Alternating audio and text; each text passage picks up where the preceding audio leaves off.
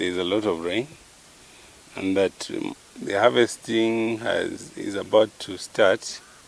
We see a lot of farmers have already uprooted their crops and they are drying them in the field. And the process of managing this period from harvest all the way up to the market, I think it's a very critical one. Usually we lose about 30% of maize this way, and that is too much maize to lose. And I think we have tried in the ministry to have mobile dryers, to also have storage facilities constructed in different areas for farmers to store their produce.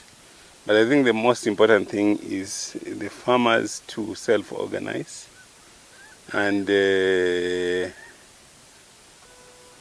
integrate their activities, both especially on the post-harvest end, so that they can support each other.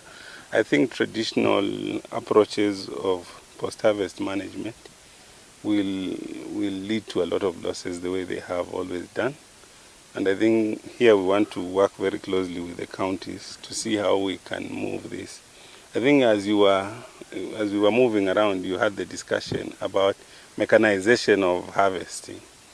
That is difficult because of the tall nature of the varieties that are grown in Kitale.